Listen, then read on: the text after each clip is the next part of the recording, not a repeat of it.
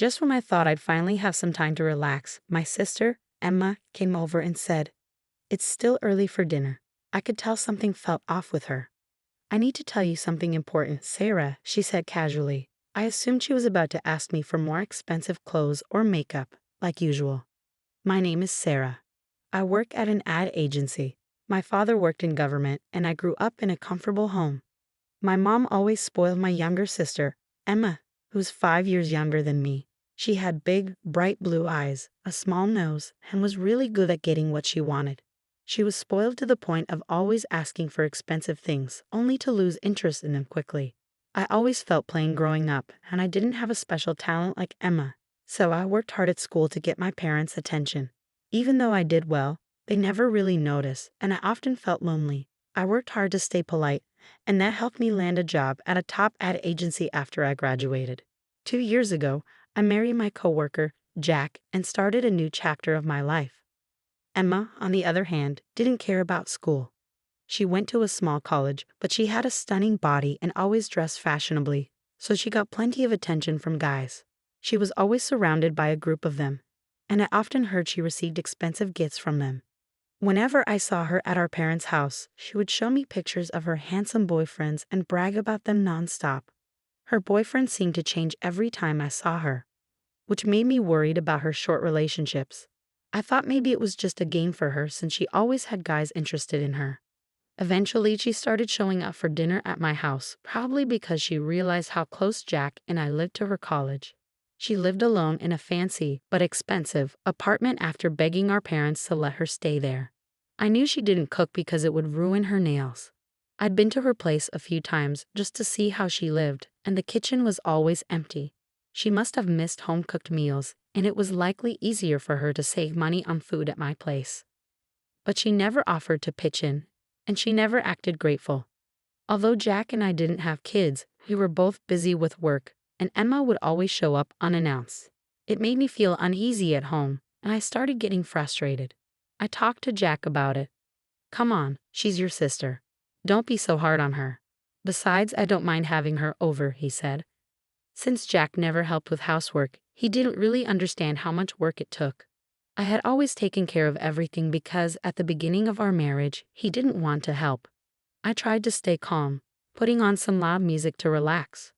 One Saturday afternoon, I was thinking to myself, finally, some time to relax, and I was really looking forward to it. But, as usual, Emma showed up. It was still early for dinner, and I could feel something was off with her. "I need to tell you something, Sarah," she said, sounding too calm. I figured she was about to ask me for something expensive again. "You know, I'm actually dating Jack." I was so shocked I just stared at her. "What? Dating my husband? What are you talking about?" "Yeah, we're together now," she said casually. Before I could respond, Jack came in from the living room and said, "Yeah, we're together, so I think we should break up." "Break up? Do you mean divorce?" I asked, feeling confused. "Please, Sarah, I need you to leave him. I'm pregnant." "What? No, this can't be true." "Yes, I'm having a baby." It was too much to take in. Not only was she having an affair with Jack, but now she was asking me to leave him because she was pregnant. They stood close to each other, smiling at me, and it felt like a bad dream. But it wasn't over yet. "I think we need to make sure the new baby has a good environment. Don't you agree, Sarah?" I thought nothing could surprise me anymore, but I was still curious about what Emma would say next. As I blankly stared at her, I happened to see an ad. "Look, isn't this a nice condo? I'm impressed you found such a great place." We already checked it out. It's big, clean, and convenient. It's the perfect place for us. And how does that concern me? You're so clueless sometimes. You've been with Jack for 2 years, and you still can't get pregnant. He told me he feels disappointed and hurt. We're having a baby. You should be happy for us. Are you blaming me because I didn't get pregnant? Not exactly. Look, Sarah, you have a better job and make more money than I do. Can you help us out for the sake of your future niece or nephew? I don't have enough money for the down payment right now. I'll pay you back, I promise." Jack had never been good with money. He spent it quickly, trying to impress people with designer items, but never actually used them. When we were dating, we always split the costs, and sometimes Jack forgot his wallet or didn't have enough money, so I often paid. Even in our marriage, I was the one covering more of the expenses. But I still loved him, and I never complained about it. Please, Sarah. I asked our parents, but they turned me down. Isn't that awful? The two of them kept asking me to do things for them. I was at a loss for words at how selfish they were being. They had an affair behind my back, got pregnant without planning, and now they were asking me for help buying a condo. It was all just too much.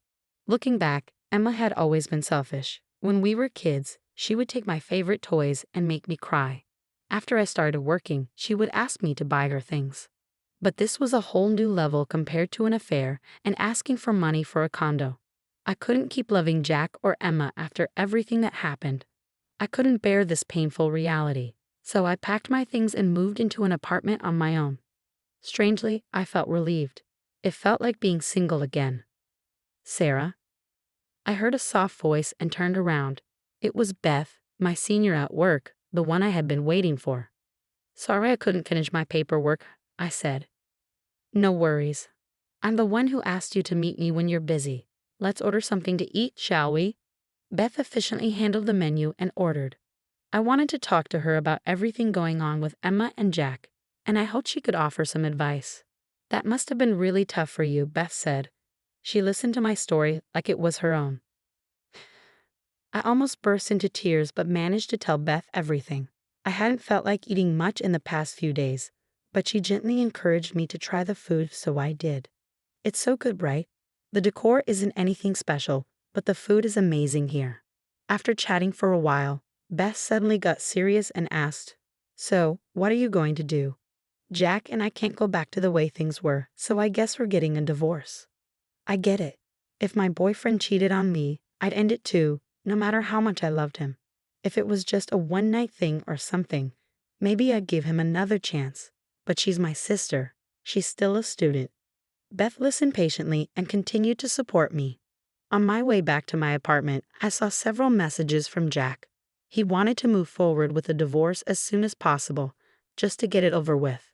He also mentioned the condo. All his messages were one-sided. From the way he wrote, it was clear he still saw me as just a housekeeper or a cash machine. How much more was he going to degrade me? I was sure I was done with him.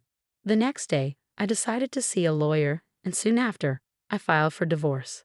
I had already hired a private investigator and had him gather photos and videos of Jack and Emma together.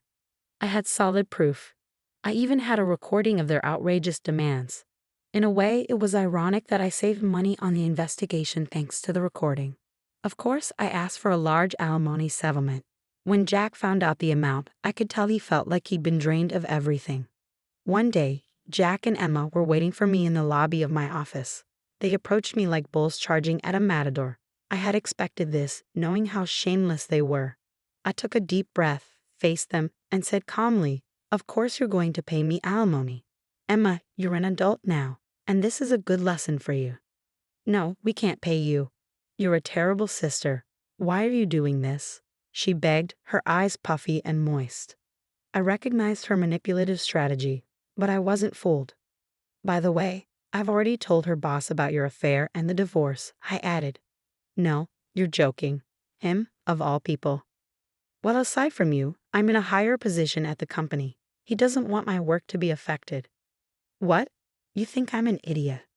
I'm just telling you what her boss told me to say. He was surprised and disappointed in you. Wait, the chairman of our company is actually a distant relative of mine. What?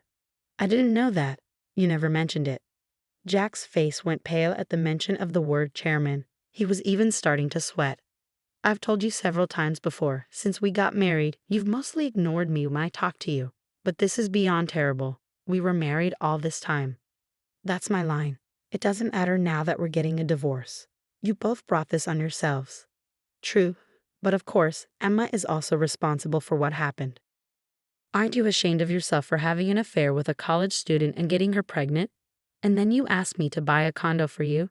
Do you think someone with no morals or respect for society should be asking for things like that? I strongly disagree. Whatever. I just wanted to borrow some money. Didn't you send me the amount in an email? I don't think it was just a little. Anyway, it's not up to you to decide what happens with my work. No, it's my boss's decision. I haven't told you yet, but I've been approached for an HR position. Your boss, you mean Beth? Oh no, what if you're in trouble at work now? What are you going to do? What about the condo? Please help us, Sarah. They were in complete panic now, begging me frantically to fix Jack's reputation with the bosses. People in the office were starting to notice us. I told them to go through my lawyers and left the building. Soon after, security noticed them and took them away for questioning. They called me many times, but I didn't pick up. They also sent me texts, but I didn't care about any of them. Later, Jack got a serious warning from the chairman about the affair and causing a scene at the company, which left him feeling really down. Jack had a lot of pride, so I'm sure it was very embarrassing for him. A short time later, Jack was transferred to a branch in another city, and Emma went with him, even though she didn't like it. She was used to living in the city and didn't like the small-town life. She had trouble adjusting and blamed Liam for everything. They fought a lot. Jack, on the other hand, was unhappy at home because Emma didn't help with any of the housework. He often emailed me complaining about her.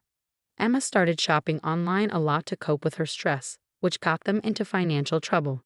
Jack had to borrow money to pay off her debts, and it left him drained from paying off the loans. Eventually, they broke up after 6 months.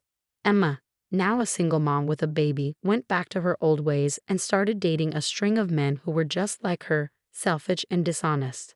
They cheated on her and took advantage of her. Eventually, she stopped trusting men even though she used to date a lot. She needed money and begged her parents to let her and her baby move back in. She seemed to have a little better life under their watch. Our mom changed her attitude toward Emma and asked her to contribute to the household expenses.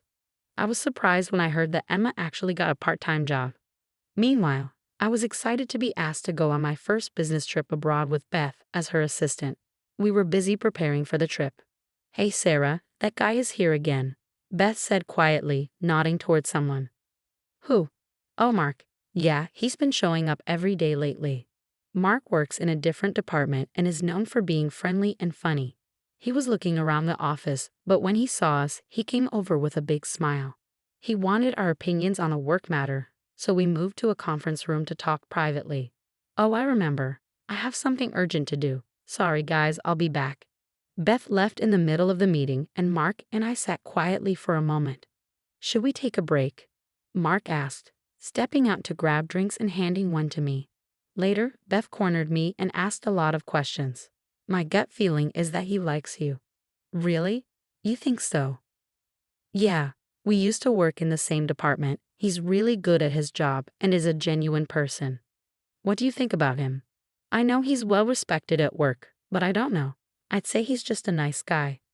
Oh, I think he's a good match for you. You two have a good vibe together. Hey, you're making me nervous now. Maybe I'll ask him out for dinner when I get back from the trip. I started thinking more about my future.